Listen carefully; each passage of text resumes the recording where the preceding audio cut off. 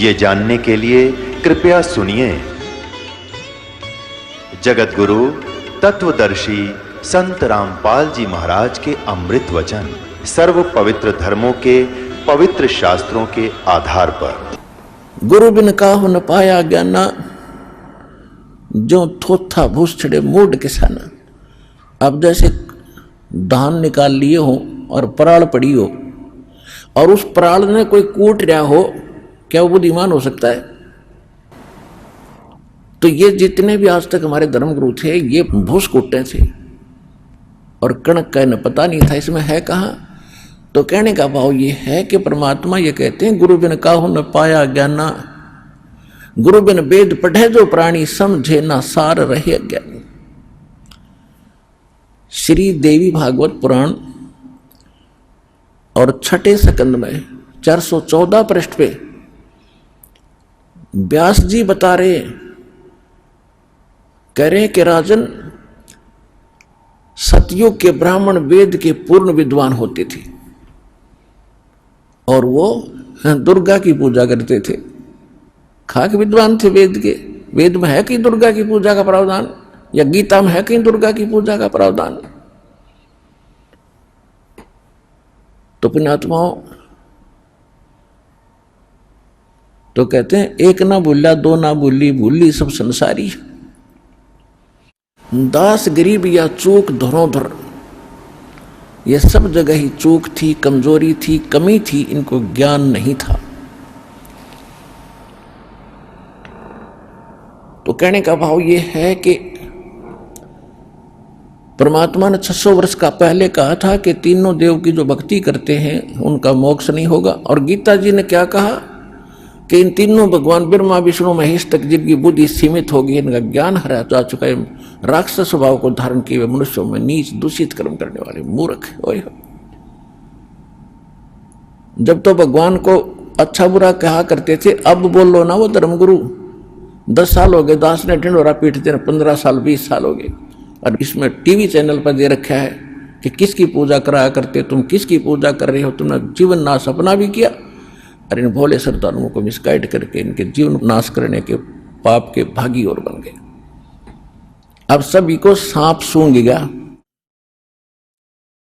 अगर दास गलत कर रहा तो बोलो क्यों, ना बोलने क्यों नहीं रहे?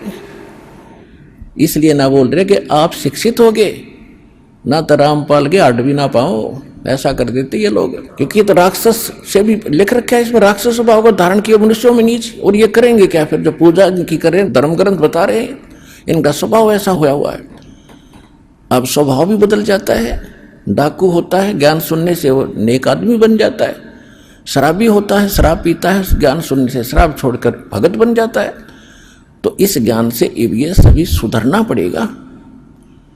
इन सभी धर्मगुरुओं को पता चल चुका है कि तुम्हारे पास खक नहीं, पर अब ये नो सोच रहे हैं कि अभी सब न पता नहीं चला है और निम बढ़ते जितने निम बहेगी।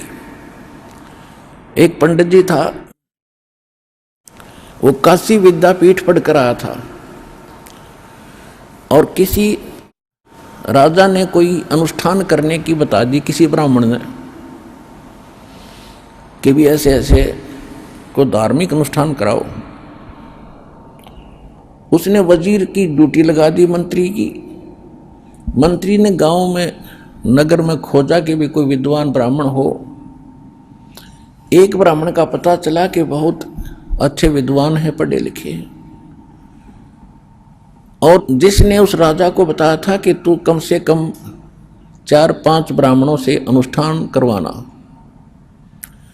अब अन्य ब्राह्मणों की खोज भी की लेकिन कोई आगे नहीं आ रहा था। इस कारण से ब्राह्मण आगे नहीं आ रहे थे कि जो काशी विद्यापीठ से पढ़कर आया है वो बहुत बड़ा विद्वान है और हम तो जंतर मंत्र करिए हैं, हमारी दाल उड़े गले नहीं, और कहीं राजा दंडित ना कर दे। और राजा ने क्या कर रखा था कि प्रतिदिन जो अनुष्ठान के लिए आएगा ब्राह्मण, उसको प्रतिदिन 1 अशरफी यानी आज का 10 ग्राम सोना, यानी 35-30 हज़ार डेली के उसको दक्षिणा मिलेगी। जो काशी विद्यापीठ पढ़ कर आया था ब्राह्मण, उसको मिली असरफी और उसने फिर लाया खाने पीने का सामान, अपनी पत्नी के बढ़िया गहने गुणे बनवा दिए, कपड़े अच्छे लाया। तो उसकी पंडितानी दूसरे तीसरे दिन बढ़िया गहने और कपड़े पहन कर गई कुएं पर पानी लेने के लिए। अन्य ब्राह्मणियों ने पूछा कि ऐसा क्या हाथ लग गया तुम्हारे, इतने बढ़िया बढ़िया कपड़े और गहने बनवा लिए? कि मेरा पति राजा के यहाँ मंत्र करने जाता है, अनुष्ठान करने जाता है, एक असरफी डेली देता है राजा। तो एक और ब्राह्मणी ने अपने पति से कहा कि आप भी जाया करो ऐसे ऐसे वहाँ पर, और राजा एक असरफी देता है, आप भी तो ब्राह्मण हो। वो कहने लगा कि मिश्राणी, वो तो काशी विद्यापीठ पढ़ कर आया है जो वहाँ अनुष्ठान कर रहा है, और मैं इतना पढ़ा लिखा नहीं हूँ, मेरी उड़े बात बने नहीं। तो फिर वो लगी कहने के लगी कि तू वैसे तो इतनी पढ़ताई दिखाता है, अब जहाँ पर अच्छा माल मिलता है तू वहाँ नहीं जाता है। वो लगी लड़न। उसने सोचा देखी जा गया तो कड़े यहाँ भी होगी, ना जाऊँगा तो दिक्कत होगी। तो लेकर पोथी वो भी पहुँच गया मंत्री जी के पास कि मंत्री जी मैं भी ब्राह्मण हूँ। कहा जाओ जी बैठ जाओ। वो जो पहले वाला विद्वान बैठा था थोड़ी दूरी पर उसका आसन लगा दिया। अब वो पहले वाला तो अपनी संस्कृत जो उसने याद कर रखी थी वो बोल रहा था भूर्भुवः स्वः तत्सवितुर्स्वः। और वो दूसरा नौका जो यूं जो यूं कहे वही स्वाहा, मन मन मन कर जो यूं कहे वही स्वाहा। फिर ऐसे वो दूसरी वाला भी पैसे लेकर गया असरफी, उसकी पत्नी ने भी खूब अपने कपड़े उपड़े सिमाए बढ़िया। तो तीसरी ब्राह्मणी को पता चला, उसने भी अपने पति को श्रृंगार दिया, वो भी चला गया। अब उसको भी आसन दे दिया तीसरे नंबर पर। पहले वाला बोलता संस्कृत भूर्भुवः स्वः, दूसरा जो यूं कहो, तीसरा कहता कब तक नंबेगी स्वाहा कब तक नंबेगी स्वाहा। अगया कब तक नंबेगी हमारी बकवाद। फिर चौथा भी पहुंच गया, चौथे का चौथे नंबर पर लगा दिया। अब पहले वाला तो अपनी संस्कृत बोलता है स्वाहा, दूसरा कहता है जो यूं बोलो वही स्वाहा, दूसरा कहता है कब तक नंबेगी स्वाहा, चौथा कहता है निम्बन दे जब तक नंबेगी स्वाहा निम्बन दे जब तक नंबेगी स्वाहा। अकपोल पाटे जब तक पिटाएंगे पर इतने तक मिलन दे जो मिल रहा है।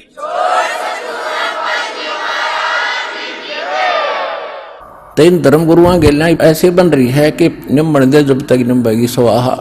फिर तो सवा होना ही है, क्योंकि सब सफाया होगा इनका, इनको कहीं छुपने को स्थान नहीं मिलेगा। इतने अनमोल जन्म के साथ ये खिलवाड़ कर रहे, या तो इनको पता नहीं था जब तक बात थी दूसरी कि विज्ञान नहीं था। अब इनको ज्ञान है, एक मीडिया के अंदर चल रहा है, और एक दिन से नहीं, 2 दिन से नहीं, 20 वर्ष से आ रहा है। तो इनको ज्ञान हो गया कि हम झूठे हैं, हमारा ज्ञान झूठा है, और फिर भी नहीं मान रहे हैं। उसके लिए परमात्मा कहते जानबूझ साची तजय करे झूठ तने, और ताकि संगत है प्रभु सोपन में भी ना दे। चलो गलती किस पे ना बनी, पता नहीं किन किन पे गलतियां, और जो सुधार लेता है फिर संभल जाता है, वो तो इंसान होता है। जितने भी भक्त हैं और जितने भी वर्तमान के गुरु हैं, ये सभी पुण्यात्मा हैं, परमात्मा के लिए लगे। अब जो गुरुओं की तो मजबूरी बन गई कि इज्जत का नाश होगा, और वो भगत भोले भाले हैं, उन्होंने सोच रखा है गुरु कंप्लीट है, वो वहां मार खा रहे। तो कंप्लीट और इनकम्प्लीट का निर्णय भगत नहीं स्वयं कर सकते। किसी डॉक्टर की औषधि को डॉक्टर ही बता सकता है, प्रमाणित कर रहा है कि इसमें ये साल्ट होना चाहिए था इस रोग के लिए, ये देखो यहाँ लिखा है, और ये साल्ट नहीं है तो ये औषधि गलत है। तो दास वही कर रहा है कि मोक्ष मार्ग के लिए इन मंत्रों की आवश्यकता है। ये हमारे ग्रंथों में लिखे, सूक्ष्म वेद में लिखे, और हमारे जो मोक्ष प्राप्त जो संत हुए हैं उन्होंने यही फार्मूले अपनाए थे। इसके अतिरिक्त जो भी आप प्रयोग कर रहे हो, भक्ति कर रहे हो, वो व्यर्थ है, उसको त्याग दो। इतनी सी बात है।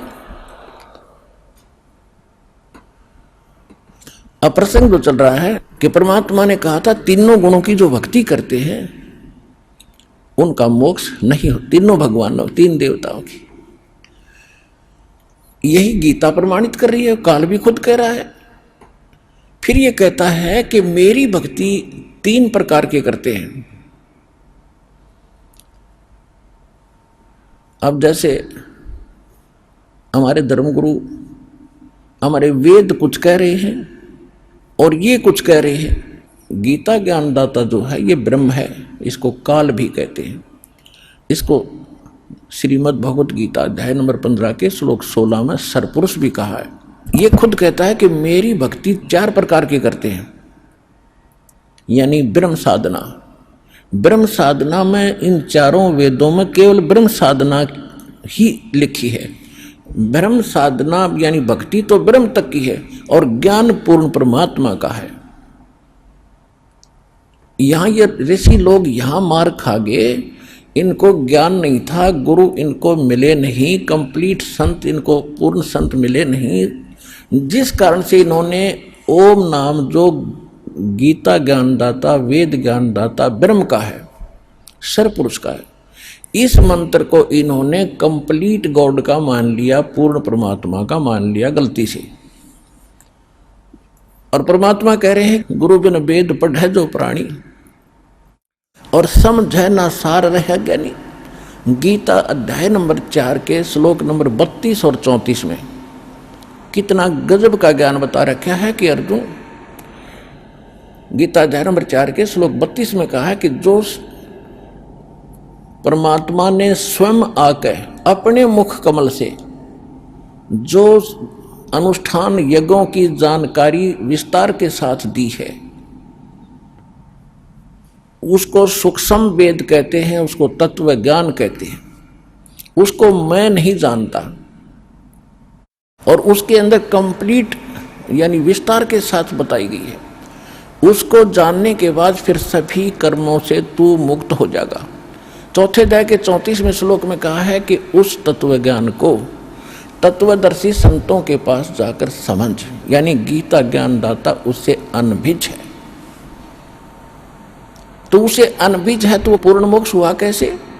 वो तो अपनी साधना बता रहा है। 8वें अध्याय के 13वें श्लोक में ओम इति एकाक्षरम ब्रह्म व्यवहारण माम अनुसरण ये पर्याति तदंदेहम सयाति परमाम गति। माम ब्रह्म यानी मुझ ब्रह्म का, ओम केवल यही एक अक्षर है, नथिंग एल्स।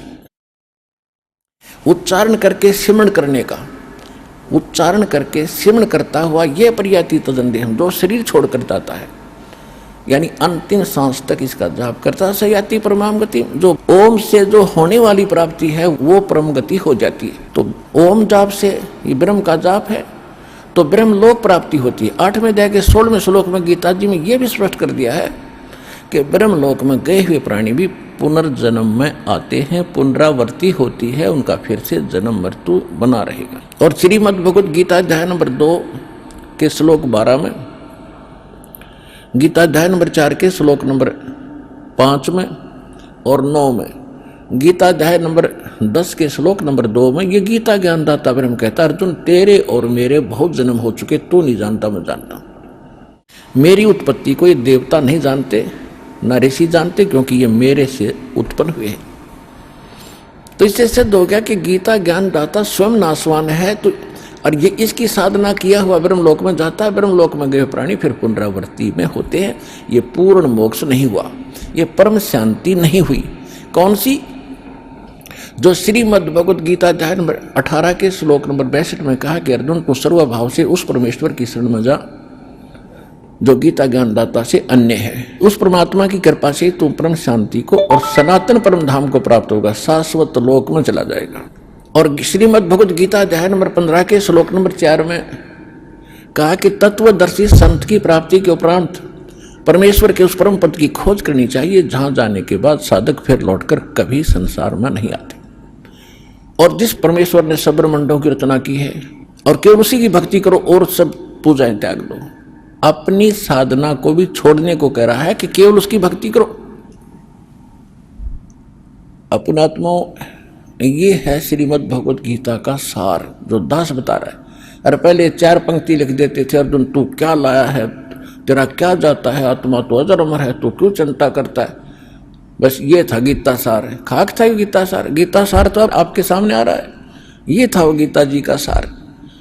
अब जो प्रसंग चल रहा है कि अब ये जो ऋषि थे इनको गुरु नहीं मिला, और गुरु ना मिलने से इनका ये अकल आई नहीं कि तुम ये भी तुम्हारी समझ में आना चाहिए कि जो वेद ज्ञानदाता ही ये गीता ज्ञानदाता है, और वेदों का सारांश ही श्रीमद् भगवद गीता है। तो वेद में यजुर्वेद अध्याय नंबर 40 के मंत्र नंबर 10 में ये वेद ज्ञानदाता खुद कहता है कि कोई तो परमात्मा को संभवात कहता है। संभवात माने जन्म लेने वाला, जैसे अवतार रूप में राम और श्री कृष्ण आदि मानते हैं। और कोई इसको असंभवात कहता है कि जन्म लेता ही नहीं, वो अजन्मा है, अजरो अमर है, वो कभी प्रकट नहीं होता। लेकिन इसकी सही जानकारी तो तत्वदर्शी संत बताएंगे, उनसे सुनो। तो इनकी अकल वहां नहीं गई कि ये क्या लिखा है। ये तो वेद ज्ञानदाता खुद कह रहा है कि वो तो कोई और बताएंगे, तत्वदर्शी संत बताएंगे। और यजुर्वेद अध्याय 40 के मंत्र 15 में उसमें लिखा है कि वायु अनिलम अथितम भस्मांतम शरीरम, भस्मांतम शरीरम, शरीर के अंत होने तक इस मंत्र का जाप करना है। कौन से का? ओम कर्तु समर किलबे समर कर्तुम समर। ओम नाम का जाप काम करते करते सिमरण करो, विशेष कसक के साथ श्रद्धा के साथ सिमरण करो, और मनुष्य जीवन का मूल कर्तव्य जानकर ओम का सिमरण करो। अब ये कह रहा है कि यजुर्वेद अध्याय नंबर 40 के मंत्र नंबर 15 में तो इसने ये बता दिया। यजुर्वेद अध्याय नंबर 40 के ही अंतिम मंत्र, और यजुर्वेद का अंतिम मंत्र है, ये अंतिम अध्याय है और 17वां अंतिम मंत्र है, श्लोक है। उसमें वेद ज्ञानदाता कहता है कि वो पूर्ण परमात्मा तो परोक्ष है, ऊपर है, वो तो गुप्त है, उसकी जानकारी मुझे भी नहीं है, और मैं ब्रह्म हूं, मैं ब्रह्म लोक में रहता हूं, और मेरा ओम नाम है। तो इनका अकल में नहीं आई कि जब और परमात्मा है तो मंत्र करे ओम ब्रह्मकार, वो कहता कोई और भगवान है। उसके विषय में यजुर्वेद अध्याय नंबर 5 के मंत्र 32 में कहा कि वो कौन है? उसी कसी माने जो परम शांतिदायक है। कबीर असी, वो कबीर अंगारी असी बंभारी असी, वो कबीर है, वो परमात्मा कबीर देव है जो पापों का नाश करने वाला है। और बंभारी, अरि माने शत्रु, बंभर माने बंधन, यानी जो बंधनों का शत्रु है हम उसको बंदी छोड़ कहते हैं। और परमात्मा खुद भी कहते हैं बंदी छोड़ हमारा नामम, अजर अमर है अस्थिर ठामम, अमर करूं सतलोक पठाऊं, तात बंदी छोड़ कहां।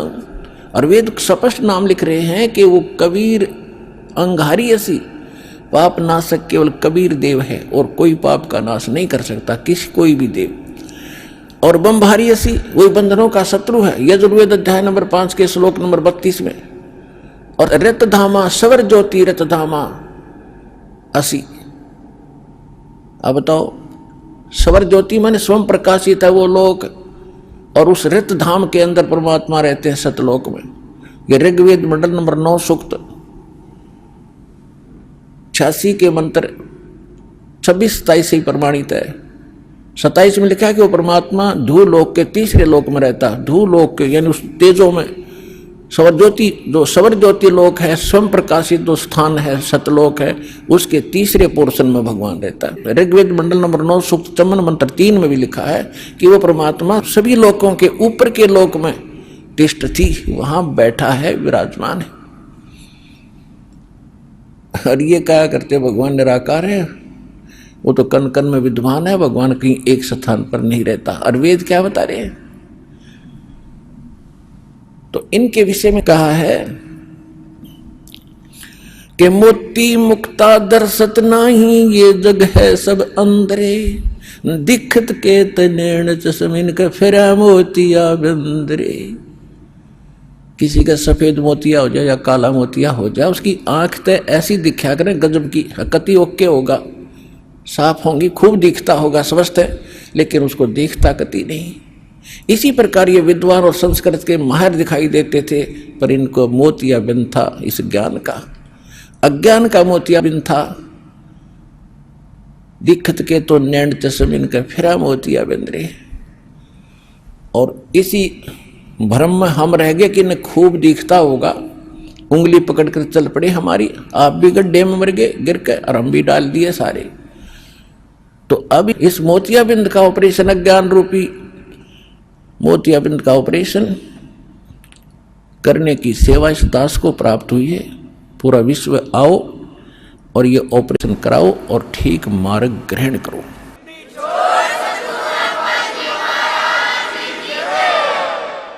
अब जो प्रश्न चल रहा है कि वेद ज्ञान दाता कह रहा है कि मेरा ते को मंत्र है, गीता ज्ञान दाता खुद कहता ओम इति का अक्षरम ब्रह्म विभाण मामन समरण, मुझ ब्रह्म का केवल को मंत्र है। गीता अध्याय 7 के श्लोक नंबर 29 में गीता ज्ञान दाता ने कहा कि जो मेरी इन बातों पर विश्वास करके मेरे आश्रित हो जाता है तत्वदर्शी संत को खोज लेता है। उसके पश्चात कहते हैं जरा मरण मोक्षाय यतन्तीते माम आश्रित यतन्तीते, जो मेरे इस ज्ञान को आश्रय करके तत्वदर्शी संत जिन्होंने खोज लिया, वो केवल जरा और मरण के लिए ही, जरा माने वृद्धावस्था बुढ़ापे के दुख से बचने के लिए, और मरण के यानी बार बार मृत्यु ना हो उसके लिए जो प्रयत्न करते हैं, प्रयत्नशील हैं, वो तत्ब्रह्म विदु कृष्णम अध्यात्म कर्मम च अखिलम, यानी वो पूरे उस तत्ब्रह्म से परिचित हो चुके हैं। तत्ब्रह्म से, गीता ज्ञान दाता से अन्य वो ब्रह्म है, ब्रह्म माने भगवान होता है, उस अन्य भगवान से, तत्ब्रह्म से, और सारे यहाँ कर्मों से परिचित है और पूरे अध्यात्म मार्ग से परिचित हो चुके हैं। तो अर्जुन ने 8वें अध्याय के प्रथम मंत्र में पूछा कि भगवान वो फिर तत्ब्रह्म कौन है? 8वें अध्याय के 3रे श्लोक में श्रीमद् भगवद गीता में कहा कि वो परम अक्षर ब्रह्म है, यानी गीता ज्ञानदाता से कोई और है वो परम शक्ति। 8वें अध्याय के 5 और 7 में गीता ज्ञानदाता कहता है मेरी भक्ति कर, मुझे प्राप्त होगा, और युद्ध भी करना पड़ेगा। यानी जो भक्ति है ये हठ योग नहीं करना, कहीं पर भी प्रमाणित नहीं है कि एक स्थान पर बैठकर आसन लगाकर हठ योग करते रहो, नहीं। जैसे सूक्ष्म वेद में भी यही बताया कि नाम उठत नाम बैठत नाम सोत जागवे, नाम खाते नाम पीते नाम सेती लागवे। और यजुर्वेद अध्याय नंबर 40 के श्लोक मंत्र में स्पष्ट हो गया कि ओम कर्तु समर किलवे समर कर्तुम समर, ओम नाम का जाप काम करते करते सिमरण करो और विशेष कसक के साथ करो और अपना मूल कर्तव्य जान के काम भी करो, भक्ति भी करो। यही 8वें अध्याय के 7वें श्लोक में कह रहा गीता ज्ञानदाता कि तू युद्ध भी कर और मेरा स्मरण कर। जब युद्ध जैसे कठिन भयंकर समय में भी भगवान को याद करना चाहिए, तो हम तो सिंपल पीसफुल हैं। आप तो काम करते करते मालिक की भूल पड़नी नहीं चाहिए, काम भी करो अपना। इसलिए परमात्मा स्वयं आकर के एक दुल्हा की भूमिका किया करते थे कि काम भी कर रहा हूं और भक्ति भी कर रहा हूं, दिखा रहे थे करके। वो तो हमारे लिए एक उदाहरण दे रहे थे कि मोक्ष तो ऐसे होगा, जंगल में जाकर वहां धूना लगा के या किसी प्रकार खड़े बैठ के, वो तरीका नहीं है मोक्ष का। सही भक्ति हो, सही मंत्र हो, अपना काम भी करो और मोक्ष प्राप्ति हो सकती है। लेकिन मंत्र कंप्लीट हो और गुरु पूरा हो। अब जो प्रसंग चल रहा है गीता अध्याय नंबर 8 के श्लोक 5 और 7 में तो उसने अपनी भक्ति बता दी। गीता अध्याय नंबर 8 के श्लोक नंबर 8, 9, 10 3 मंत्रों में उस परम अक्षर ब्रह्म की भक्ति बताई है कि तत्वदर्शी संत बताओगा, मैं नहीं जानता। उसका मंत्र बता दिया 17वें अध्याय के 23वें श्लोक में श्रीमद् भगवत गीता में। ओम तत्सत इति निर्देश है ब्रह्मण त्रिविध समर्थ है। ब्रह्मण माने उस परम अक्षर ब्रह्म की भक्ति का ओम तत्सत, ये 3 मंत्र का जाप है और कोई मंत्र नहीं है। ओम तो ब्रह्म का है, ये तो सार्वजनिक रखा है इसने, और तत् और सत्य सांकेतिक है, ये कोड वर्ड है। जैसे बादाम का ऊपर एक कवर होता है, उसके अंदर छिलका होता है और वो बादाम ही कहलाता है, लेकिन वो छिलका खाने का नहीं, छिलके उसके अंदर है वो, तो ऐसे ही के अंदर ये कोड वर्डों में वो गिरी छुपा रखी थी, वो दास के अतिरिक्त इस विश्व में किसी के पास नहीं है, इसका भेद भी नहीं, किसी को छीट भी नहीं लगी किसी को।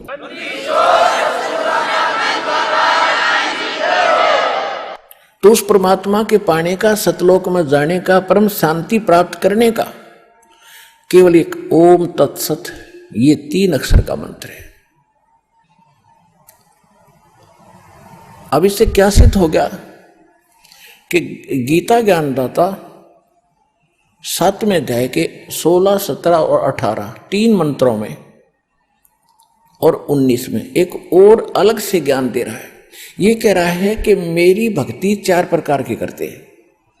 एक अर्थार्थी, यानी ब्रह्म साधना जो किया करते थे ब्राह्मण लोग, केवल वेदों से ही अनुष्ठान करते थे। चाहे कोई किसी को का संकट निवारण के लिए, आर्त माने संकट, दुखी, संकट निवारण के लिए, और अर्थार्थी धन लाभ प्राप्ति के लिए।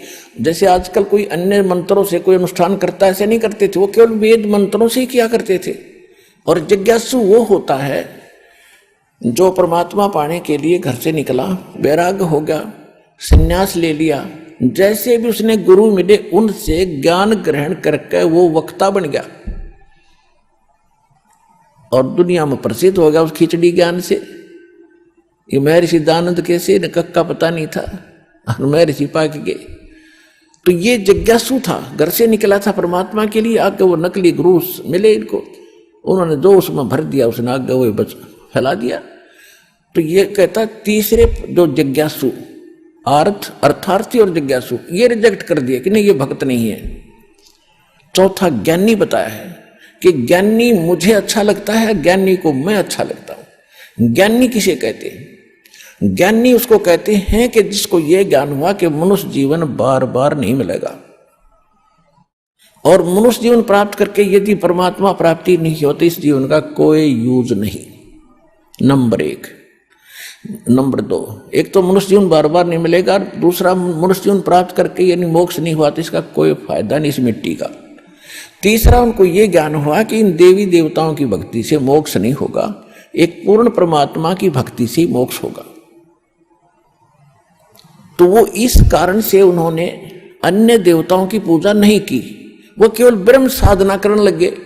वेदों को जैसा ब्रह्मा जी ने समझा तो उसके बाद सभी ऋषियों ने ब्रह्मा जी से ही ज्ञान प्राप्त है, और जैसा उसने वेदों का अर्थ समझ में आया वही हमारे ब्राह्मणों के पास था, और जो आज तक ये कर रहे थे वो आपके समक्ष है। ये केवल जो ब्रह्म के साधक थे वो केवल ओम जाप करते थे और कुछ नहीं। इन ब्राह्मणों को ये समझ में नहीं आया कि ये तो और भी बता रहा है कि वो परमात्मा कोई और है, उसकी जानकारी कोई संत रखता है, तत्वदर्शी संत रखता है, और वो ज्ञान वो है जो भगवान खुद आकर अपने मुख कमल से बताता है। वो सच्चिदानंद घन ब्रह्म की वाणी है, वो परमात्मा की वाणी है, उसके मुख से उच्चरित है। और यही चारों वेद प्रमाणित करते हैं।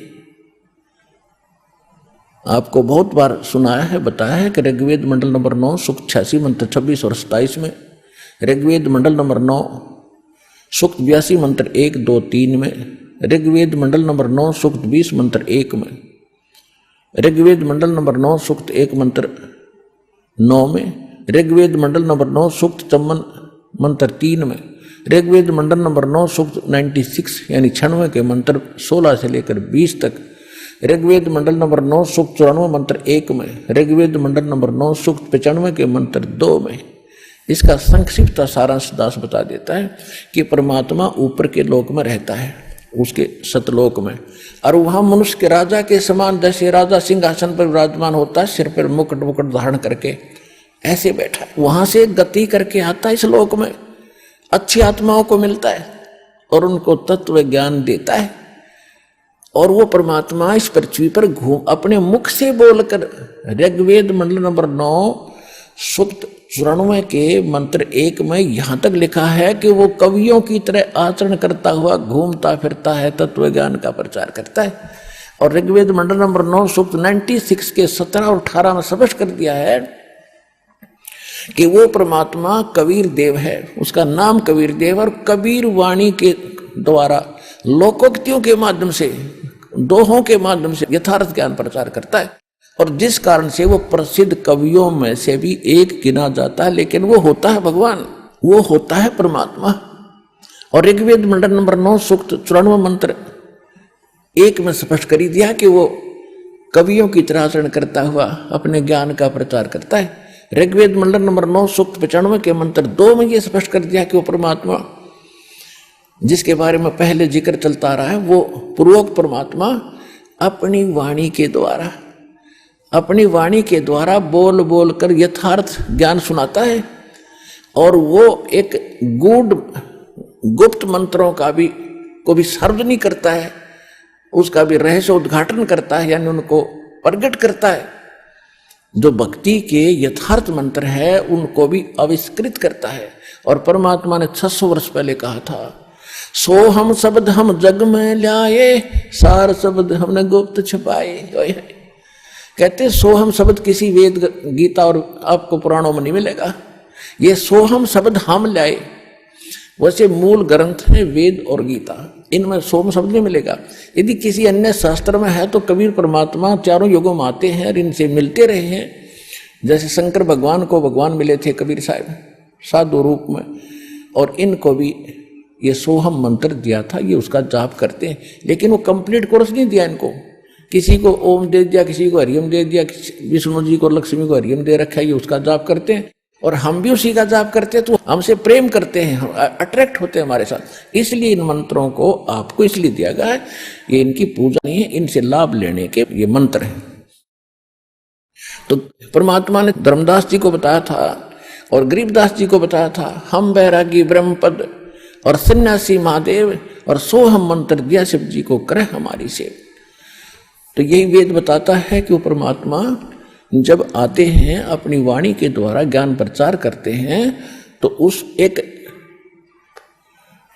भक्ति मार्ग के गूढ़ मंत्रों का भी, गुप्त मंत्रों का भी वो सार्वजनिक करते हैं, जो किसी को भी ज्ञान नहीं होता।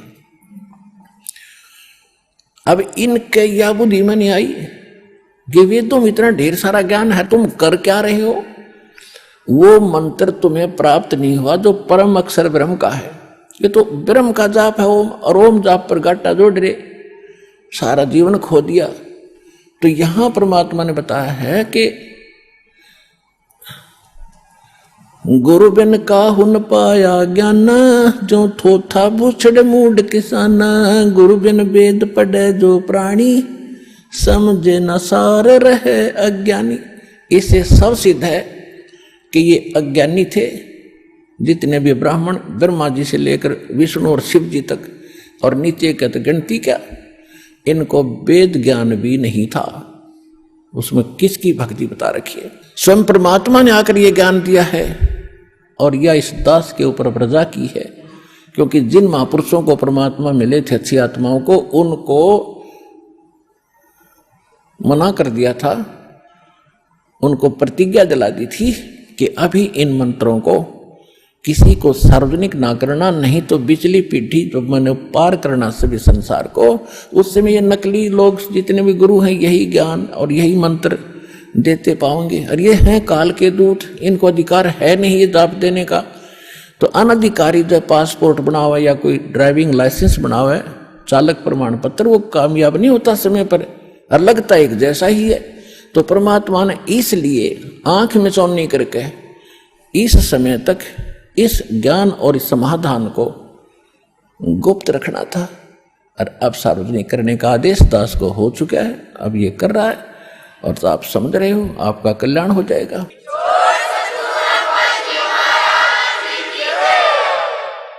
तो ये प्रश्न चल रहा है कि ज्ञानी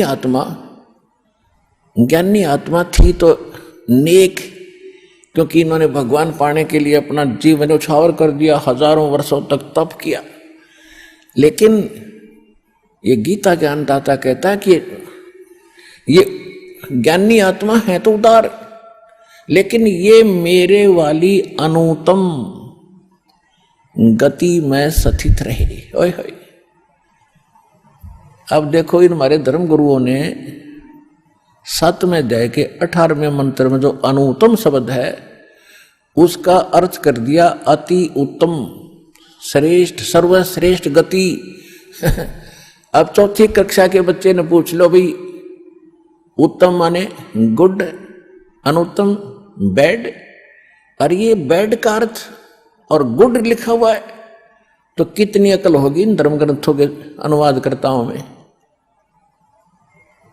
एक अन्य की अकल नहीं थी, एक अन्य की, क्योंकि इन्होंने श्री कृष्ण को सुप्रीम पावर मानकर सब ग्रंथों को वहां जोड़ने की चेष्टा की, तो ये जुड़ा नहीं करती।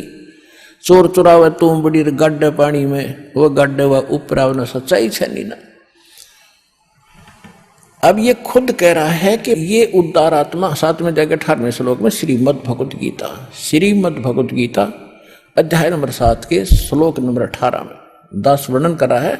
गीता ज्ञानदाता कहता है कि ये ज्ञानी आत्मा ये है तो उद्धार, नेक है, लेकिन इनको तत्वदर्शी संत मिला नहीं, और ये मेरे वाली यानी ब्रह्म, ये काल बोल रहा है, मेरे वाली अनुत्तम गति में ही आश्रित रहे। घटिया घटिया गति। अब ये घटिया क्यों कही? अनुत्तम, ये तो सर्वश्रेष्ठ लिख रहे हैं, गलत कर रखा है ना। इसलिए कहा कि जैसे गीता अध्याय नंबर 8 के श्लोक नंबर 1 में इसने बता दिया कि मेरा देखो मंत्र है मुझ ब्रह्म का, और ओम नाम का जाप अंतिम सांस तक करते रहोगे तो इसकी जो मिलने वाली परम गति वो प्राप्त होगी। 8वें अध्याय के 16वें श्लोक में स्पष्ट कर दिया कि ब्रह्मलोक में गए हुए प्राणी भी पुनरावृत्ति में है, और खुद भी इसने स्पष्ट कर दिया दूसरे अध्याय के 12वें श्लोक में, चौथे अध्याय के 5वें और 9वें श्लोक में, और 10वें अध्याय के दूसरे श्लोक में गीता जी में कि अर्जुन तेरे और मेरे बहुत जन्म हो चुके, तू नहीं जानता मैं जानता हूं। इसने यह भी स्पष्ट कर दिया 15वें अध्याय के 4थे श्लोक में कि तत्वदर्शी संत की प्राप्ति के उपरांत परमेश्वर के उस परम पद की खोज करनी चाहिए, जहां जाने के बाद साधक फिर लौटकर कभी संसार में नहीं आते, और केवल उसी की भक्ति करो जिन्होंने सारे ब्रह्मांडों की रचना की है। 18वें अध्याय के 62वें श्लोक में भी स्पष्ट कर दिया कि अर्जुन तू सर्वभाव से उस परमेश्वर की शरण में जा, उसकी कृपा से तू परम शांति सनातन परम धाम को प्राप्त होगा। सनातन शाश्वत स्थान जिसका कभी नाश नहीं होता, वहां गए प्राणी फिर लौट कर नहीं आते, और ब्रह्म साधक तो पुनर्वर्ती में। तो 7वें अध्याय के 18वें श्लोक का ये अर्थ है कि मेरी साधना करने वाला फिर भी अनुत्तम घटिया साधना में लीन रहा, क्योंकि जन्म मृत्यु मिटेगी नहीं, और जब तक जन्म मृत्यु नहीं मिटेगी, शाश्वत स्थान मिलेगा नहीं, जहां जाने के बाद वापस नहीं आते, तब तक परम शांति हो ही नहीं सकती। इसलिए इसने अपनी साधना को अनुत्तम कहा, घटिया कहा। और जैसे एक चुनक ऋषि की कथा दास बहुत बार सुनाता है, एक चुनक ऋषि थे, वो थे उद्धार ज्ञानी आत्मा, उन्होंने परमात्मा पाने के लिए समर्पित हुए। जैसा ऋषियों से ज्ञान हुआ, ओम नाम का जाप और हठ योग किया। हठ योग किसी साधना में, किसी वेद में प्रमाणित नहीं है, ना किसी सदग्रंथ में प्रमाणित है। ये भूल कहां से लगी इनको? ब्रह्मा जी जब नारद जी पूछ रहे हैं देवी पुराण के 3रे स्कंद कि एक ब्रह्मांड की रचना बताओ पिताजी, तो ब्रह्मा जी कह रहे हैं कि नारद क्या बताऊं, मैं होश में आया तो मैं कमल के फूल पर बैठा था, मुझे नहीं मालूम है कहां से उत्पन्न हुआ, कौन मेरा जनक है। फिर मैं खोज करने लगा, ऊपर नीचे धक्के खाए। फिर आकाशवाणी हुई कि तप करो, मैंने 1000 वर्ष तप किया। फिर आकाशवाणी हुई कि सृष्टि करो। तो इसने ब्रह्मा जी ने, या आकाशवाणी थी तो काल की ब्रह्म की कि तप करो, इसने मान ली पूर्ण परमात्मा की, क्योंकि ये सामने तो आता नहीं, गुप्त आदेश देता रहता है इनको। तो ये वहां से ले लिया तप करना इसने, ब्रह्मा जी ने, जबकि वेद तो इसने बाद में प्राप्त हुए। जब सागर मंथन किया प्रथम बार, जब वेद काल के परमात्मा ने ये कंप्लीट कोर्स दिया था, 500 वेद दिए थे इसको, इंक्लूडिंग ये सूक्ष्म वेद यानी तत्व ज्ञान, इसके अंदर फीड कर दिए थे, वहां सतलोक से इसके हृदय में भेज दिए थे काल के में। जैसे आप देखते हो आजकल यहां से ईमेल के माध्यम से फिल्म चली जाती है दूसरे स्थानों पर, वहां डाउनलोड कर लो, ऐसे ही इसके वहां भेज दिया। जब ये इसने बाहर डाउनलोड किया, श्वासों के द्वारा इसके बाहर आए थे सारा वेद। इसने जब पढ़ा, इसने देखा कि उस वेद में वो कंप्लीट एक का वेद था, एक पूरा ग्रंथ था। इसने पढ़ते पढ़ते देखा कि इसमें तो बहुत जानकारी है ऊपर की, सच्चे भगवान की। इसने वो पोर्शन निकाल दिया और ये 4 वेद भगवान के डर से ये 4 वेद रख लिए, जिसमें महिमा तो पूर्ण परमात्मा की है और साधना केवल इस ब्रह्म तक की है। और परमेश्वर ने 600 वर्ष पहले कहा था कबीर भगवान ने कि वेद मेरा भेद है, मैं ना वेदन के माही और जौन वेद से मैं मिलूं। ये वेद जानते ना, 4 वेद मेरी महिमा का गुणगान करते हैं। धर्मदास 600 वर्ष पहले भगवान बताया करते थे, इन 4 वेदों में मेरी महिमा कंप्लीट भर रखी है कति। लेकिन जिस वेद से मैं मिलूं, यानी जिस ज्ञान से, जिस विधि से मेरी प्राप्ति होगी, वो इसमें नहीं है। वो तो परमात्मा स्वयं आकर देता हो, तत्व ज्ञान उसके अंदर है। तो जब तक उस परमात्मा की विधि प्राप्त हुई नहीं, ज्ञान हो गया, तो उस ज्ञान का क्या लाभ हुआ? तो ये इस प्रकार इन ऋषियों के साथ धोखा हुआ। इन्होंने ओम नाम तो ले लिया वेदों से, पूर्ण परमात्मा का जानकर, और ब्रह्म को कंप्लीट गॉड मानने लगे। इसी को परम अक्षर ब्रह्म कहने लगे, इसी को पूर्ण परमात्मा, इसी को अक्षर ब्रह्म, इसी को परम अक्षर ब्रह्म, इसी को ब्रह्म। कोई बात हुई? एक स्टेट के मंत्री को, मुख्यमंत्री को कोई प्रधानमंत्री भी कहे, राष्ट्रपति भी कहे, तो कितना विद्वान है वो, क्या जाना उसने उस प्रोसीजर को। तो इस प्रकार इन ऋषियों के साथ अभी तक इन्हों धोखा हो गया। तो इस चुनक नाम के ऋषि ने वेदों वाला तो मंत्र ले लिया, उसका जाप शुरू किया, और हठ योग ले लिया। ब्रह्मा की दंत कथा लोक वेद से, ये वेद में नहीं है। श्रीमद् भगवद गीता अध्याय नंबर 7 के 12 से लेकर 15 में जो दास ने आपको बताया कि तीनों गुणों से, रजगुण ब्रह्मा, सतगुण विष्णु, तमगुण शिव जी से जो हो रहा है, ये सब इसका निमित्त कारण मैं ही हूँ। ब्रह्मा जी से उत्पत्ति और विष्णु जी से सतिथि, शंकर जी से संहार हो रहा है, इसका निमित्त कारण गीता ज्ञानदाता ब्रह्म कहता मैं हूँ। फिर इसने ये बताया ब्रह्मा विष्णु महेश तक की इनकी पूजा में जिनकी बुद्धि स्थिर है, इनका ज्ञान हरा जा चुका, वो राक्षस स्वभाव को धारण किए मनुष्यों में नीच दूषित कर्म करने वाले मूर्ख, ये मेरी भक्ति भी नहीं करते। फिर 7वें अध्याय के 20 से लेकर 23 तक और निर्णय ज्ञान दिया है। जो इन देवताओं की जो पूजा करते हैं, वो पूजा तो कर रहे हैं भगवान समझ के, भगवान की भक्ति कर रहे हैं, लेकिन इनको जो मैंने थोड़ी बहुत पावर दे रखी है, उसका अक्षीणिक लाभ इन मूर्खों को प्राप्त हो रहा है। ये स्थायी नहीं है। देवताओं की पूजा करने वाले देवताओं तक सीमित रह जाएंगे, इनका जन्म मृत्यु सदा बना रहेगा। फिर गीता अध्याय नंबर 16 के श्लोक नंबर 23 में, 23 और 24 में गीता ज्ञानदाता कहता है कि जो शास्त्र विधि को त्याग कर मनमाना आचरण करते हैं, तो उनकी न तो गति होती है और न उनको कोई सिद्धि प्राप्त होती है, न ही कोई सुख होता है, यानी यूजलेस।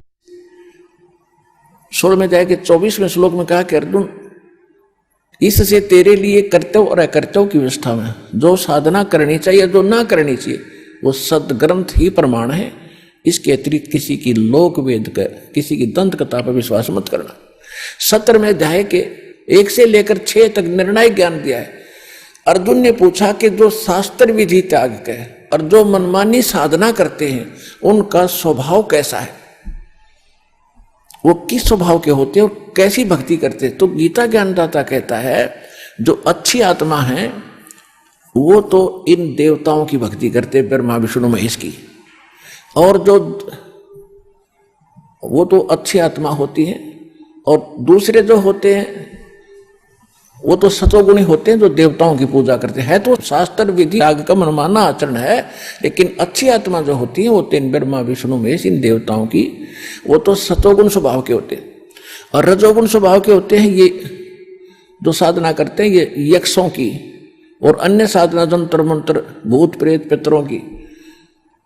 और जो तमोगुण प्रभाव के होते हैं ये सेवड़े टाइप के लोग होते हैं, ये इस तरह की साधना करते हैं।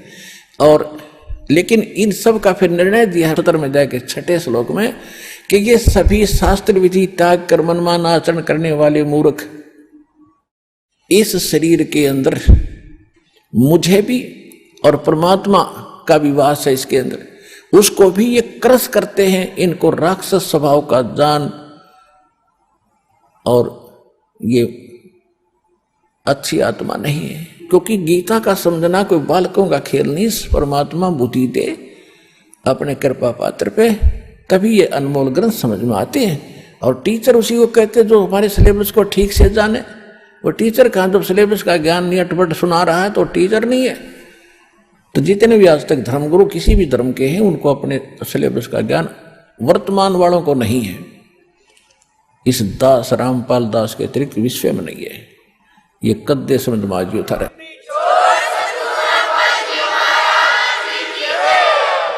और दास को पूरे विश्व के जितने ग्रंथ है सबका जानकारी है, एक की नहीं।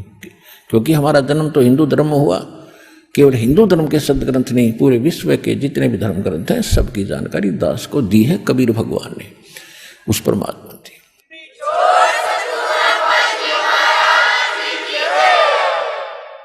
अब जो प्रश्न चल रहा था आज का कि सबसे पहले गुरु हो और पूरा हो। अब जो प्रश्न चल रहा है कि गीता ज्ञानदाता कहता है कि ये उद्धार आत्मा, ज्ञानी आत्मा है तो उद्धार, लेकिन ये मेरे वाली अनुत्तम गति में स्थित रहे, घटिया बने। उसको अपनी अनुत्तम क्यों कहा, अश्रेष्ठ क्यों कहा गीता ज्ञानदाता ने? जैसे चुनक नाम के ऋषि ने हजारों वर्ष साधना की, समर्पित हो गए, कोई देवता की पूजा नहीं करेंगे, हम केवल एक परमात्मा की भक्ति करेंगे। तो अज्ञानता से उसने ओम नाम को पूर्ण परमात्मा का मान लिया। और हठ योग ब्रह्मा जी का, क्योंकि इनके धर्मगुरु ब्रह्मा जी थे सबके, कि ब्रह्मा जी ने वेदों को जो जाना है, किसी के पास ऐसा ज्ञान नहीं है। वो फाइनल हो गया उनके लिए कि ब्रह्मा जी प्रथम पुरुष मानते हैं ये ज्ञान के। तो इसलिए निसंशय होकर उस गलत साधना पर आरूढ़ हो गए, हजारों वर्ष तप किया। गीता ज्ञानदाता 11वें अध्याय के 47-48 में कहता है कि अर्जुन, जो मेरा रूप तूने देखा है, ये भयंकर रूप, जिसको देखकर अर्जुन जैसा योद्धा भी कांपने लग गया था और कहा था भगवान इस लीला ने समेट लो। कहता है ये है मेरा वास्तविक रूप, और इसके दर्शन तेरे से पहले ना किसी को हुए, ना आज्ञा होंगे, ना किसी वेद में वर्णित विधि से, ना किसी जप से, ना तप से, ना किसी क्रिया से मेरे दर्शन नहीं कर सकता। इससे सिद्ध होगा कि वेदों में वर्णित विधि से भगवान प्राप्ति नहीं है। पुण्यात्माओं, आप शिक्षित हो, बालक नहीं हो, और सबके घर में तकरीबन जो साधक हैं हिंदू धर्म के श्रद्धालुओं के घर में गीता जरूर पाओगे। और गीता प्रेस गोरखपुर की प्रकाशित, और गीता प्रेस गोरखपुर से प्रकाशित है, वो हमारे लिए रजिस्ट्री कैसी है, जैसे तहसील में रजिस्ट्री हो जाया करे, हम उसको इतना ऑथेंटिक मानते हैं, इसमें जो लिखा है सही है, ये पढ़कर देखना। तो इससे सिद्ध हो गया कि वेदों में वर्णित विधि से जो साधना जिन्होंने की भगवान नहीं मिल सकता, तो भगवान उनको मिलना ही नहीं था, उसमें कुछ और उनको ये सिद्धि वगैरह आ गई जिनकी हमने कति आवश्यकता नहीं थी। इन सिद्धियों के बल से ये महर्षि पा किए।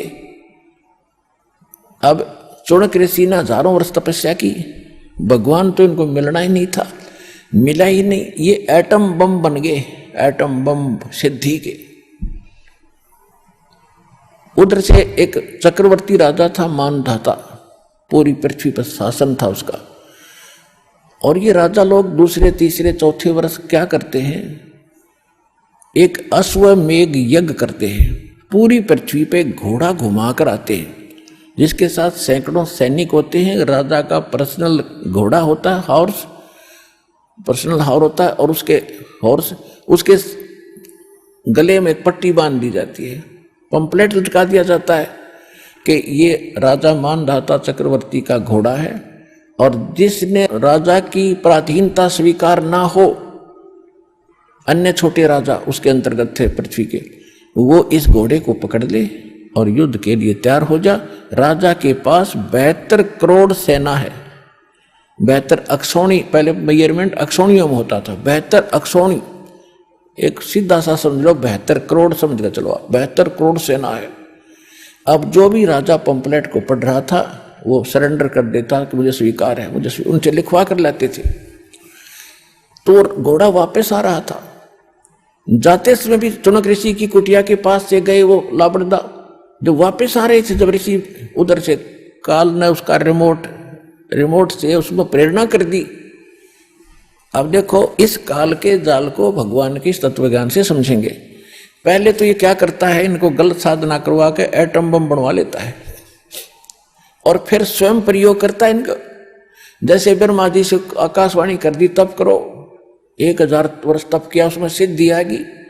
अब रिमोट से कहा कि चलो सृष्टि करो। अब जब वो सिद्धि खत्म हो जाएगी, ब्रह्मा मरो और गधा बनो, चलो हो गया काम इसका। आइए अब हम उन श्रद्धालुओं के अनुभव जानते हैं जो जगत गुरु तत्वदर्शी संत रामपाल जी महाराज जी से दीक्षा प्राप्त कर चुके हैं तथा उनके द्वारा बताए गए भक्ति मार्ग पर चल रहे हैं। सर नमस्कार। नमस्कार सर क्या नाम है आपका? नाम जंग बहादुर। कहाँ से आए हैं? मेरा गांव छज्जूपुर है और तहसील पेवा, जिला कुरुक्षेत्र, हरियाणा से हूँ। संत रामपाल जी महाराज से नाम दीक्षा कब लिया आपने? मैंने 2005 सितंबर 2005 में ली। 2005 से आप संत रामपाल जी महाराज से जुड़े हैं। सर आपने संत रामपाल जी महाराज से नाम दीक्षा ली क्यों? मेरी पत्नी को शादी से 6 महीने के बाद प्रेत बाधा ने इतना तंग कर लिया था कि हमें लगभग 7-8 महीने हमने घर भर के नहीं देखा। दाएं बाएं झाड़ फूक करने वालों पे, ओझा वालों पे, सभी जगह गए तो हमें इतना परेशानी होगी कि हम 1-1 रुपए से भी तंग हो गए। हमारे पास खाने के लिए, घर में राशन के लिए पैसे नहीं बचे। तो लास्ट में हम बिल्कुल हार थक के बैठ गए। तो एक भगत जी हमारे अपने रामदास जी हैं हमारे नज़दीक से, तो वो हमें मिलते थे। अक्सर हमें कहते थे कि आप हमारे संत रामपाल जी महाराज की शरण में आओ, आपका वहाँ 1 रुपया नहीं लगेगा, फ्री ऑफ कॉस्ट आपका इलाज होगा और बिल्कुल ठीक हो जाओगे। हम उसकी बात सुन लेते थे, फिर थोड़ा सा विचार करके फिर निकाल देते थे। ऐसे ऐसे करते हमें 6 महीने बीत गए। 6 महीने के बीच में ऐसी स्थिति हो गई थी कि हमारे पास 1 रुपये की भी नौबत आ गई कि हमारी जेब में 1 रुपया भी नहीं था। तो इसी दौरान फिर मैंने लास्ट में अपनी भक्तमती से विचार किया, पत्नी से विचार किया कि हम क्यों ना संत रामपाल जी महाराज की शरण में जाएं। इससे पहले हमने कोई गुरु नहीं बनाया था। हमने सिर्फ मन में एक विचार था, जो हम गुरु बनाएंगे ना पूरा सोच समझ के बनाएंगे। तो हमने संत रामपाल जी महाराज जी से नाम दीक्षा लेने का विचार किया। तो हमने रामदास जी भगत जी हैं, उनसे विचार किया, उनसे बात की। तो उन्होंने बताया कि हमने आज से तीसरे दिन आश्रम में गाड़ी जाएगी, तो आप तैयार होके आ जाना। तो हमने विचार बनाया। तो हम भक्तमती अपना मेरी वाइफ और मैं, हम सुबह अपना निकले। तो हम उनके गांव पहुंचे। तो वहाँ से गाड़ी गई, आश्रम में गए। हम सबसे पहले हम एंट्री की और जैसे ही हमने वहाँ नाम दीक्षा के लिए बात की तो हमारा फार्म भराया गया, जिसमें उसमें नियम लिखे हुए थे। सर आपने फार्म की बात की, संत रामपाल जी महाराज से नाम दीक्षा लेने से पहले आपसे जो फार्म भरवाया गया, तो क्या सर फॉर्म भरवाने के लिए आपको कुछ पैसे भी देने पड़े? क्योंकि बहुत बार ऐसा सुनने में आता है कि संत रामपाल जी महाराज से जो भी नाम दीक्षा लेता है उनसे नाम दीक्षा लेने के लिए फीस ली जाती है। तो सर संत रामपाल जी महाराज से नाम दीक्षा लेने के लिए आपने कितने पैसे दिए सर? सर ये देखिए जो मीडिया वाले हैं ना, ये हर बात को ना घुमा फिरा के करते हैं, इनकी आदत है। हमें आश्रम में 1 रुपया भी नहीं हमारे से लिया गया। जब हमने नाम दीक्षा ली, फ्री ऑफ कॉस्ट ली है, कोई 1 पैसा नहीं लगा। बल्कि वहाँ का जो रहना खाना पीना सब फ्री ऑफ कॉस्ट है। हमें खाने के लिए भोजन मिलता है, देसी घी का भंडारा वहाँ मिलता है। सर जैसा कि अभी आपने बताया कि आपकी पत्नी को भूत प्रेत की बाधा थी और आप काफी तांत्रिक ओझाओं के पास फिर चुके थे, डॉक्टरों के पास आप दिखा चुके थे अपनी पत्नी को। आपकी जो समस्या थी, आपकी पत्नी की जो बीमारी थी भूत प्रेत की, क्या वो ठीक हुई संत रामपाल जी महाराज से नाम दीक्षा लेने के बाद? बिल्कुल बिल्कुल भक्त जी, सर जी, जैसे हम आश्रम में गए तो नाम दीक्षा के लिए हमने फार्म भरा और हमने गुरुजी से नाम दीक्षा ली और गुरुजी का आशीर्वाद मिलते ही मात्र एकदम से आराम आया। भक्त जी 2005 से लेकर और आज 2017 है, आज तक हमें किसी प्रेत बाधा ने तंग नहीं किया। कोई पितर प्रेत भूत प्रेत जो भी था। उसके बाद मुझे 2 बार जीवन दान मिला है। मेरा 2 बार एक्सीडेंट हुआ। हम यहाँ कुरुक्षेत्र से पेवा की तरफ जा रहे थे तो सामने से गाय आ रही थी, गाड़ी स्पीड पे थी, तो गाय से इतनी जोरदार टक्कर हुई। तो मैंने गुरुजी का नाम जाप करते जा रहे थे तो जोरदार टक्कर होने के बाद फ्रंट वाला शीशा और हेडलाइट और बोन टूट गया और मेरे को खरोंच तक नहीं आई। उस मालिक की शरण में ना होते तो उस दिन हमारी लातें बांध सब कुछ टूट जाता थी। इसके बाद सर हमें बहुत लाभ मिले, भौतिक लाभ। आर्थिक स्थिति बहुत कमजोर थी क्योंकि झाड़ फूंक वालों पे जाके बिल्कुल कमजोर हो गए थे, घर की स्थिति बिल्कुल डाउन थी। तो उसके बाद परमात्मा ने ऐसी रजा बख्शी कि आज पहले एक साइकिल लेने की हैसियत नहीं थी, फिर मोटरसाइकिल ने हमें ली, उसके बाद गाड़ी ली, आज अपना मकान बनाया। परमात्मा की दया इतनी है कि इतने लाभ दिए है परमात्मा ने, उसके गुण मैं गा नहीं सकता। तो परमात्मा की दया से हर तरह का लाभ मिला है, शारीरिक सुख मिला है, बच्चे भी हुए हैं। उसके बाद पहले भक्तमती को कोई यानी शादी के बाद 6-7 साल से कोई बच्चा नहीं था, उसके बाद बच्चा भी हुआ, लड़का हुआ, फिर गुड़िया हुई है। सब सुखी परिवार है। परमात्मा संत रामपाल जी महाराज की शरण में आने से बहुत ही सुख मिले हैं, बहुत ही सुख। सर आप एक बात बताइए, देखिए आप भक्ति तो पहले भी कर ही रहे होंगे, तो ऐसा क्या चेंजमेंट हुआ कि संत रामपाल जी महाराज से नाम दीक्षा लेने के बाद ही आपको ये लाभ मिले? पहले हम जो भी पारिवारिक भक्ति थी वो करते थे, जैसे कि हम त्रिलोकपुर देवी का मंदिर है वहाँ जाते थे, हमारे यहाँ अरनाई गांव पड़ता है उसमें शिव जी का मंदिर है वहाँ चले जाते थे, और जो भी पारिवारिक में होती थी देवी देवता की, भूत प्रेत की, जो भी ऐसी भक्ति कराते थे, जो पारिवारिक में जो कहते थे कि जो रीति रिवाज जो बना हुआ उसके अनुसार करते थे। सर आप एक बात बताइए, जब आप पहले ही भक्ति कर रहे थे और आपको भक्ति करने से कोई लाभ नहीं मिला, तो फिर आपको संत रामपाल जी महाराज से नाम दीक्षा लेने के बाद लाभ कैसे मिल गया? ये बात आप लोगों को समझाइए कि ऐसा क्या चेंजमेंट हो जाता है बाद में, कि बाद ही लाभ होता है, पहले क्यों नहीं होता है? देखिए सर, संत रामपाल जी महाराज जो भक्ति कराते हैं वो शास्त्रों के अनुसार कराते हैं। पहले हम भक्ति करते थे, जैसे भी किसी जगह गए, मत्था टेका या वहाँ दिया जला दिया, इससे भक्ति करते थे। अब जो संत रामपाल जी महाराज की शरण में आने के बाद, नाम दीक्षा लेने के बाद, संत रामपाल जी महाराज ने उन्हीं देवी देवताओं का मंत्र दिया है जो सुचारू रूप से जैसे करना चाहिए हमें उसके अनुसार दिया, जो शास्त्रों में लिखा है उसके अनुसार किया है, और उन्हीं देवी देवताओं से हमें लाभ मिलना शुरू हुआ है। ये संत रामपाल जी महाराज की शरण में आने के बाद हुआ है। सर क्या ये अपने आप में एक हैरान करने वाली बात नहीं है कि देखिए लाखों करोड़ों लोग हैं जो वही भक्ति करोड़ों लोग आज भी कर रहे हैं? क्या ये हैरानी की बात नहीं है कि आप ये कह रहे हैं कि वो जो भक्ति है वो शास्त्रों के अनुसार नहीं है, वो गलत भक्ति है? आखिर इन बातों का आधार क्या है? बिल्कुल बिल्कुल भक्त जी, ये जो आज जो समाज भक्ति कर रहा है, जो नाम दीक्षा जिन्होंने नहीं ली है वो भक्ति कर रहे हैं, वो बिना शास्त्र के अपने मन घड़ंत या दंत कथा के आधार पर कर रहे हैं। जो भक्ति सही सुचारू रूप से है, जो शास्त्र के अनुसार भक्ति है, वो हमारे संत रामपाल जी महाराज की शरण में ही आने के बाद मिलेगी। और वो शास्त्रों में बिल्कुल एक एक श्री गुरु ग्रंथ साहिब, गीता जी, बाइबल, कुरान, सबका बिल्कुल एक निचोड़ करा के ऑथेंटिक प्रमाण दे के भक्ति करा रहे हैं। सो इसलिए वो भक्ति अधूरी है। जो सही भक्ति है वो संत रामपाल जी महाराज की शरण में आने के बाद ही होगी, उनसे नाम दीक्षा लेने के बाद होगी। सर आपको नहीं लगता कि कहीं ना कहीं लोग ये सोचते हैं कि जो भगवा कपड़े पहनते हैं, मालाएं रखते हैं, जटाएं रखते हैं, वो संत होता है, लेकिन जब हम संत रामपाल जी महाराज को देखते हैं तो वो साधारण सी वेशभूषा में रहते हैं? तो सर आपको नहीं लगता कि लोगों का इस कारण से भी समझना मुश्किल हो जाएगा कि एक साधारण सी वेशभूषा रखने वाला महान संत, बड़ा संत कैसे हो सकता है? ऐसा कैसे हो सकता है कि वो जो भक्ति बता रहे हैं वो शास्त्रों के अनुसार है और जो अन्य संत है वो शास्त्रों के विरुद्ध भक्ति बता रहे हैं? आपको लगता है? देखिए सर, आज तक यही हमारे दिमाग में सबसे बड़ी बात ये बैठी थी कि जिसकी सबसे लंबी जटा है वही संत है, या जिसने भगवे कपड़े डाल लिए वही संत है, या जिसकी दाढ़ी बड़ी हुई वही संत है। नहीं, जो शास्त्र के अनुसार भक्ति बताए, जो शास्त्र के अनुसार चले और जो ऑथेंटिक प्रमाण दे के भक्ति बताए वही सच्चा संत है। कपड़ों से या सिर पे बाल रखने से इनसे संत नहीं बन जाता। और जो मार्ग संत रामपाल जी महाराज तैयार कर रहे हैं, जो आज शास्त्र भक्ति वो दे रहे हैं, ऐसी भक्ति किसी भी संत के पास नहीं है। सर आप कोई नशा करते थे पहले? जी मैं करता था पहले, शराब भी पीता था, मांस भी खाता था, तो मैं इस प्रकार का नशा बहुत करता था। और इतना करता था कि शाम को लगभग टल्ली होके पूरा डेड होके जाता था। तो जिस दिन से हमने संत रामपाल जी महाराज की शरण में आए और उस दिन के बाद आज तक हमने कोई नशा नहीं किया। परमात्मा ने ऐसी दया करी मालिक ने कि नशा भी छूट गया और बिल्कुल स्वस्थ परिवार, सुखी परिवार हो गया। सर भगत समाज को क्या संदेश देना चाहते हैं? भक्त समाज से मेरी यही प्रार्थना है कि सतगुरु रामपाल जी महाराज की शरण में आएं और शास्त्रों के अनुसार भक्ति करें और अपना मोक्ष कराएं और इस जीवन से कल्याण करें। सर धन्यवाद।